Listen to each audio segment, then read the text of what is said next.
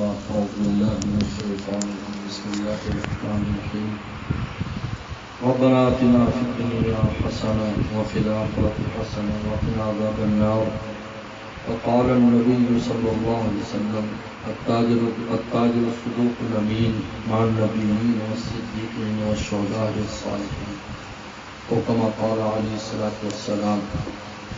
یہاں پر شوکت بھائی صاحب کی دعوت پر ہم اس پاک فیبرکس کے افتتاح کے موقع پر حاضر ہوئے ہیں. قرآن مجید میں اللہ تعالیٰ نے ربنا آتنا فی الدنیا حسنہ کی دعا ہمیں سکھائی ہے کہ اللہ دنیا میں بھی جو دنیا کی خوبصورت چیز ہو ہمیں عطا فرما اور آخرت کی بھی خوبصورت چیز. دیکھیں دنیا میں آپ جتنی بھی چیزیں ہیں، مثلا اس تجارت کو دیکھ لیں، کپڑے کی تجارت کو، اس میں آلہ ادنا ردی تمام اقسام پائی جاتی ہیں. اسی طریقے پر سونے میں، چاندی میں، ہیرے جواہرات میں، دنیا کی جتنی بھی چیزیں ہیں ان میں تین کیٹیگریاں بنتی ہیں، ایک اعلیٰ ہوتی ہے، ایک درمیانی ہوتی ہے، ایک ادنا ہوتی ہے. تو اللہ تعالیٰ نے ایمان والوں کو کہا ہے کہ ربنا آتنا فی الدنیا حسنہ، یعنی دنیا کی جو اعلیٰ چیز ہے وہ طلب کرو. ماشاءاللہ اعلیٰ دنیا طلب کرو. اعلیٰ دنیا حلال طیب پاکیزہ، یہ اعلیٰ ہے. حضرت مفتی تقی صاحب دامت برکاتہم شیخ الاسلام آسٹریلیا ایک دفعہ گئے تو وہاں کے لوگوں نے کہا کہ حضرت جو مشین میں مرغی ذبح ہوتی ہے وہ $4 کی ملتی ہے اور جو ہاتھ سے ذبح کرتے وہ $6 کی ملتی ہے. یہ وہ مہنگی تو یہ سستی ہے. ہم نے بڑی خوبصورت بات فرمایا کہ حلال ہونا کوئی کوالٹی نہیں ہے. ماشاءاللہ ہم کوالٹی کے لیے اور برانڈ کے لیے کتنے پیسے دیتے تھے. آج کی لفظ برانڈ مشہور ہو گیا. یہ برانڈ ہے نہیں، جوتے سے لے کر اور پگڑی تک. شکر پگڑی کی بھی برانڈ نہیں آئی، کپڑوں کی تو برانڈ آئی. تو بھائی حلال ہونا بھی تو برانڈ ہے. یہ ہے آتنا فی الدنیا حسنہ. یہ حسنہ ہے، طیب پاکیزہ ہے، جس کے کھانے سے آپ کی نہ صرف جسم کو فائدہ پہنچے گا، روح کو بھی فائدہ پہنچے گا. کیونکہ قرآن مجید نے کہا ہے کہ کلوا من الطیبات واعملوا صالحات، کہ پاکیزہ کھاؤ، نیک عمل کرو. یعنی نیک عمل جب پاکیزہ کھائیں گے اس سے بننے والا خون آپ کو نیکی پر مجبور کرے گا کہ آپ نیک کرو. حرام کھائیں گے تو وہ بدکاری پر مجبور کرے گا. یہ کوالٹی ہے. اسے ربنا آتنا فی الدنیا حسنہ، یعنی جو اس دنیا میں جو بہترین چیز ہے، اولاد بہترین ہو، رزق روٹی بہترین ہو، علم بہترین ہو، عمل بہترین ہو، گھر بار بہترین ہو، یہ حسنہ. اور اس میں سب سے اہم بات یہ ہے کہ اس میں ایسی چیز ہو جو ہمیں آخرت سے غافل نہ کرے. اگر آپ کی اولاد ایسی ہے تو آپ کے لیے صدقہ جاریہ بن رہی ہے، بس سمجھو کہ آپ کا کام ہو گیا. اور یہ نہیں ہے کہ وہ دنیا کے اعتبار سے بہت بڑا اسٹیٹس رکھتا ہو، لیکن وہ آپ کے مرنے کے بعد آپ کی قبر کو روشن رکھے گا. یہ مطلوب ہے. یہ حسنہ ہے، یہ حسنہ اولاد ہے. گھر بار ہے، آپ کا گھر ہے جس گھر میں رہ کر آپ کو نماز روزی کی توفیق ہو رہی، ذکر اذکار کی توفیق ہے، بیماریوں سے بچے ہیں، عزتیں محفوظ ہیں. وہ گھر آپ کے لیے حسنہ ہے. آپ کا کاروبار ہے جس میں رزق حلال کما رہے ہیں، رزق حلال کی فراوانی ہو رہی، اس سے آپ اپنی دنیا کی معیشت چلا رہے ہیں اور اس کے ذریعے آخرت کے حقوق بھی پورے کر رہے ہیں، زکوٰۃ دے رہے ہیں، غریبوں کو دے رہے ہیں، ترانا. یہ حسنہ ہے. اس لیے حسنہ یعنی کتنی خوبصورت اسلام نے تعلیم دی ہے. ہمیں دنیا بھی میں سے بھی اچھی والی دنیا چاہیے. ہمیں کمزور نہیں چاہیے، ہمیں مشکوک مال نہیں چاہیے، ہمیں حرام نہیں چاہیے. ہمیں گندی بندی چیز بیوی ہے، صالحہ ہے، موتی پروردگار، اپنی عزت کی بات، یہ حسنہ ہے. کیا اس کے بعد بڑی ڈگری نہیں ہے؟ ڈگریوں سے کیا ہوتا ہے؟ حضرت مولانا شبیر عثمانی رحمۃ اللہ علیہ نے ایک جگہ بیان کیا تو وہاں ایک بہت بڑا بیرسٹر تھے، تو کہنے لگے کہ کاش میری ماں بھی آپ کی ماں کی طرح ہوتی جس نے آپ کو مدرسے میں ڈال دیا اور آج علوم معارف کے آپ نے دریا بہا دیے. ہم جیسے انگریزی بڑے پڑھے لکھے ہوئے ہوں وہ میں انگلی دیے ہوئے ہیں کہ یار یہ علوم کہاں سے رہے. یہ حسنہ ہے. اور پھر آخرت کے حسنہ، آخرت میں حسنہ گناہوں کو معاف کر کے جنت دے دے. آخرت کا حسنہ. وقنا عذاب النار، عذاب نار سے دونوں مراد ہیں. دنیا کی ذلتوں سے اور دنیا میں مشکوک مال سے، دنیا میں حرام چیزوں سے، دنیا میں وہ ردی چیزوں سے ہمیں بچا، اور آخرت میں دوزخ کی آگ سے بچا۔ یہ خوبصورت تلقین اسلام کی، یہاں فرمایا تاج الصدوق الامین، پیغمبر فرمایا تاج، اور آپ نے نام تبدیل کیا۔ یہ لفظ تاجر جو ہے یہ دربار رسالت سے عنایت کردہ نام ہے، یاد رکھو۔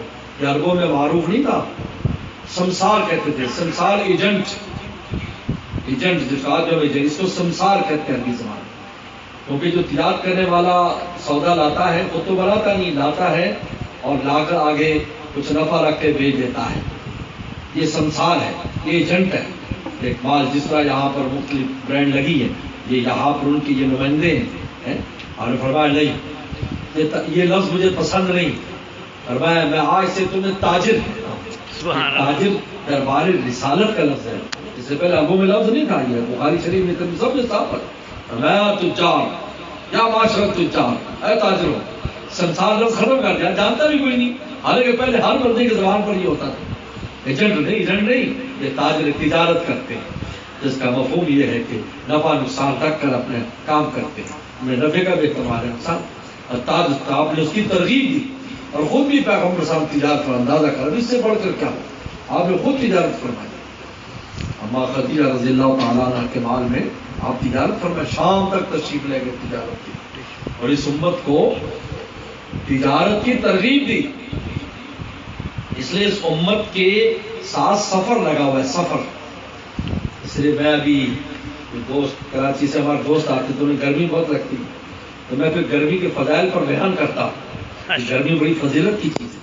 تو حدیث شریف میں آتا ہے کہ جب گرمی کا موسم آتا ہے سردیوں کے بعد، تو فرشتوں کی جماعت دعا کرتی، شکرانہ، اللہ تیرا شکر ہے آپ وہ موسم لے آئے جس سے ایمان والوں کے لیے آسانی ہو گئی، کیونکہ ایمان والے دو کام کرتے ہیں، ایک سفر، تو تجارت کا سفر ہو، تبلیغ کا سفر ہو، جہاد کا سفر ہو، تعلیم کا سفر ہو، پڑھنے پڑھانے کا، تبلیغ کا سفر ہو، واعظ و نصیحت کا، تجارت کا سفر ہو، دوسرا طہارت، 5 ٹائم نماز پڑھنی ہے، غسل کرنا ہے، یہ دونوں گرمی میں بہت آسان ہے۔ آپ سفر کرتے ہو، آپ اڈے کے اوپر بہت گزار لو گے ساری رات بیٹھ کر گرمی میں، لیکن سردی میں نہیں گزار سکتے۔ طہارت ہے، ہم وضو کرنے جاتے ہیں، یار وضو کیا، چلو یار پانی اوپر ڈال لیتے ہیں، غسل ہی کر کے نماز پڑھنے چلے جاتے ہیں، کیونکہ بہت آسان ہے، اور سردیوں میں فرض وضو بھی مشکل ہے انسان کے لیے۔ اللہ آپ کا شکر ہے وہ موسم لے آئے ایمان والوں کا آسانی، یعنی ان کے سفر بھی آسان ہو جاتا ہے اور ان کے لیے طہارت بھی آسان ہو جاتی ہے، یہ دو چیزیں ایمان والوں کے ساتھ لگی ہوئی ہیں۔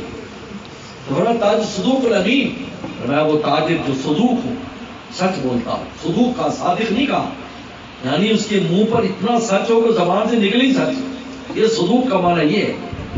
الامین، اور میں امانت دار ہوں، جو آپ سے وعدہ کرتا ہے، جو چیز دکھاتا ہے وہی دیتا ہے، تو اس کو کیا ملے گا قیامت کے دن؟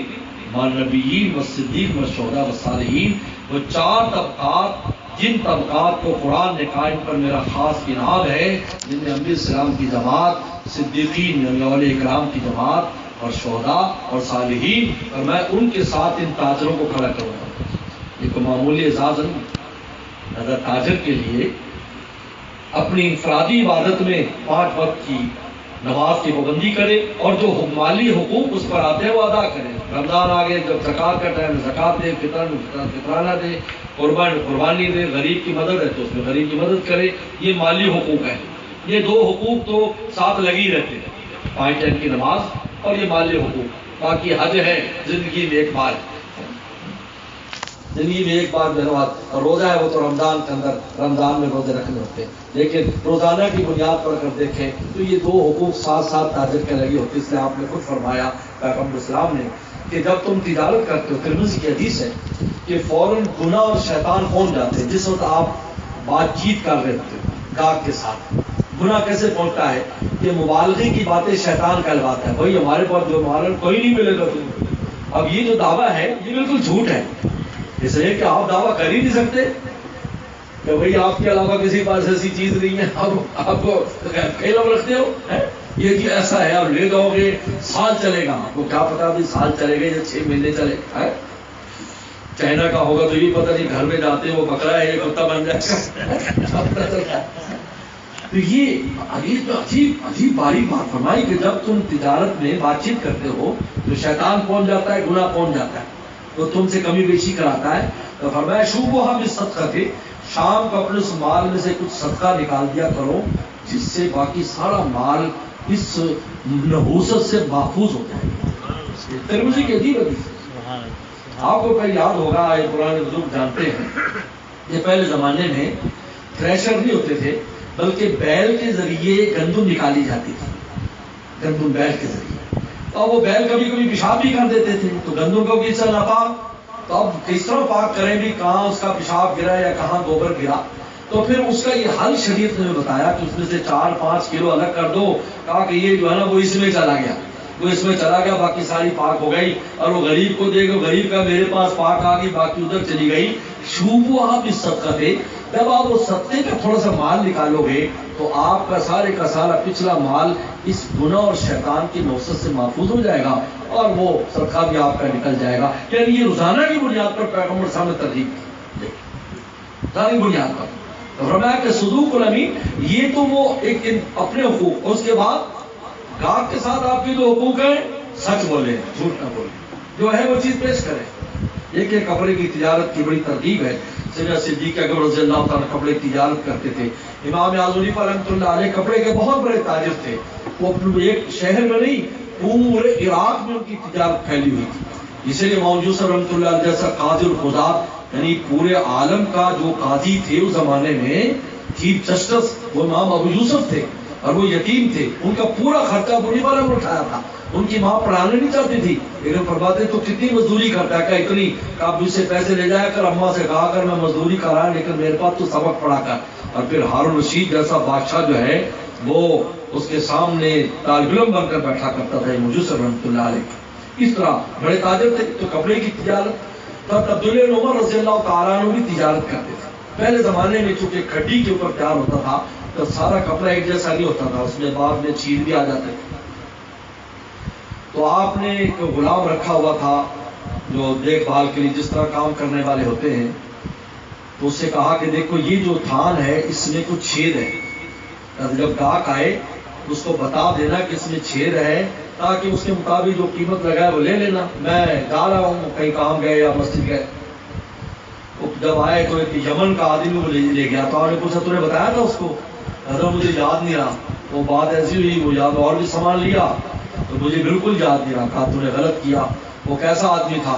انہیں کہا ایسے تھا، ایسے ایسے اس نے، کیونکہ اس زمانے میں جو کپڑا باندھتے تو اس سے پہچانے جاتے تھے فلاں جگہ کے.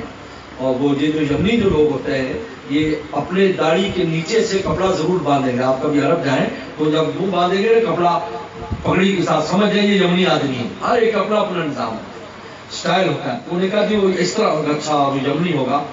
تو آپ اونٹ پر سوار ہو کر سفر شروع فرمایا. اب پہلا جو منزل تھی، منزلیں ہوتی تھیں 40 کلو میل پر، 20 میل پر وہاں سرائے ہوتی تھی. پہلی وہاں پر پہنچے 40-45 میل کا سفر کر کے، اور زمانے میں سفر آسان نہیں تھا. وہاں گئے تو آپ نے وہ دیکھا جو ٹھہرے ہوئے تھے. تو اس نے کہا کہ یار یہ معلوم ہوتا ہے. انہوں نے کہا آپ ابھی وہاں سے کپڑا لے کر آئے ہو؟ کہا ہاں میں لے کر آیا ہوں. انہوں نے کہا یار معاف کرنا میں مالک ہوں، اس میں ایک تھان میں چھید تھا تو تجھے بتا نہیں سکا، وہ مجھے واپس کر دو، پیسے لے لو. کیونکہ ہے بتانا ضروری تھا، میں بتا نہیں سکا، تو آپ مجھے وہ سودا واپس دے دو. انہوں نے کہا نہیں اگر عیب کی ہے تب بھی میرے لیے بہت سستا ہے، کیونکہ وہاں بہت مہنگا بکتا ہے، تو میں واپس نہیں دوں گا. انہوں نے کہا پھر ایسے کرو تم اس کے پیسے کم کر لو اور مجھے اس میں سے آدھے پیسے جو ہے نا وہ تم لے لو، آدھے پیسے واپس لے لو اور میں تمہیں سستا دیتا ہوں. انہوں نے کہا آپ ہیں کون؟ انہیں میں عمر کا بیٹا عبداللہ ہوں. تو وہ شدت جذبات سے چمڑ گیا اور رونے لگا. کہا کہ اس سفر میں آپ کی زیارت بھی مجھے مطلوب تھی، لیکن مجھے جلدی واپس جانا تھا. اللہ نے آپ کی زیارت بھی کرا دی اور مجھے اسلام کی خوبصورتی بھی سامنے آئی کہ تجارت میں اسلام نے کس انداز کے خوبصورت قوانین رکھے.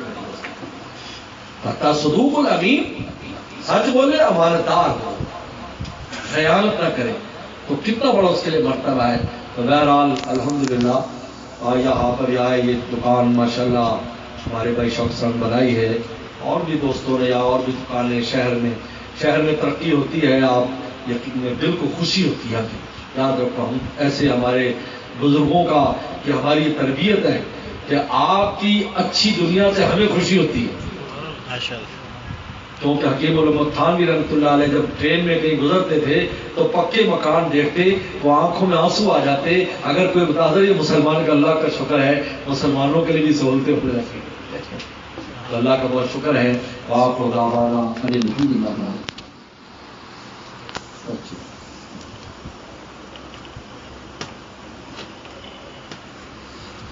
اللهم لك الحمد كما انت وصلى على محمد كما انت وقل بلا كما انت وصلى كما انت التقوى والمغفرة.